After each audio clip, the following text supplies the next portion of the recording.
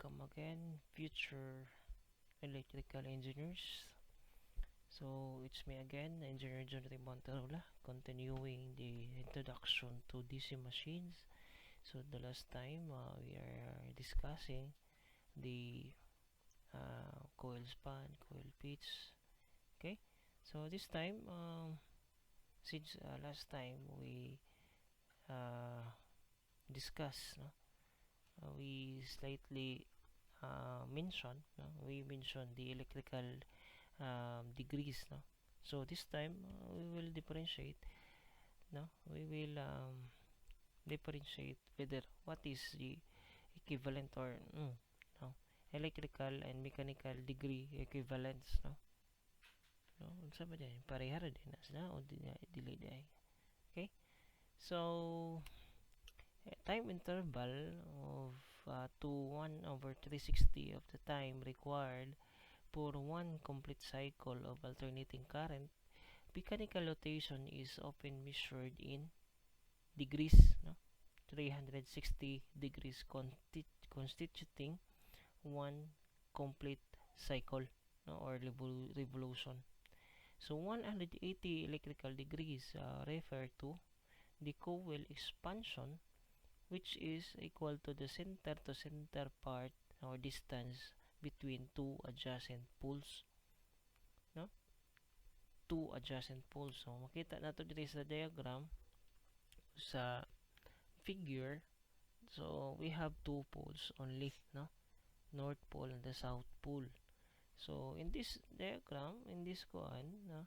So we have the saman 180 electrical degree, no? So 180 electrical degrees is equal to 360 degrees divided by the number of poles. So that this is the conversion from electrical to mechanical. So for two poles, no? Sorry, wala s. Two poles. So 180 electrical degrees is equal to 180 mechanical degree nga naman. So 180 is equal to 360 divided by 2. So the half of 360 is 180. So meaning we can only have an equal equivalent of mechanical and electrical degree once the number of pole is equal to 2. But if 4 pole, so 180 electrical degree is equal to, so 360 divide 4, so that will be, this will be the time that 180 electrical degree is equal to 90 degree mechanical.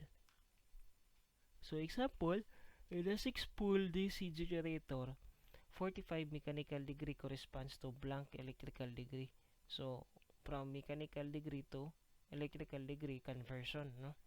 So let's remember na lang, no? 180 electrical degree is equal to 360 degree divided by number of poles. So here given is 6 pole and then 45 mechanical degree. So substitute na 45 mechanical times, no, 180 conversion niya 180 electrical divided by 360 divide 6. So that will be mechanical. So cancel mechanical degree. So that will be, the answer will be 135 electrical degree, no? Next is winding pitch, no? Winding pitch is the number of elements span at the front or back of the armature as the coil expands. So first is have the standard rule, no? Standard rule is the winding elements in the slots are numbered on top and even on bottom. So the winding expansion must be from top element to bottom element. Right, for example, we have this one. Start with the number 1, then Bluetooth number 10, then from element 3 to element 12, and then element 5 to element 4. So as you can see, wala kay 2, no? 2 to 11, etc. No?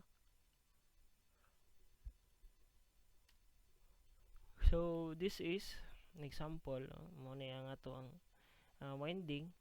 So start kag 1, and then lusot ka og 10, then start kag 2 3, lusot ka og 12, no? And remember the standard rule, winding slot numbered, add to on top niya even kung bottom. Winding pitch. Okay, winding pitch is the has two types, no? Back pitch o kanang front pitch. No, actually na say commutator pitch, but let's focus this, no? Two, back pitch o front pitch, no? Kung back pitch, this start measured in terms of armature winding elements, no? Which ay coil advances the back, no? Back siya padung. De kung front pitch, front pa da nga to ang advance, no? Atong misuron.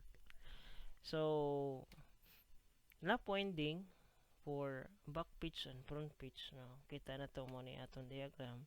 So makita na to diha ang YB, no? The first coil, no? And then asa siya ni padung, no? Sa second coil, that is YB, no? YB. And YF is from the secondary coil to the primary. So front pitch, ha? Front siya. For while YB, no?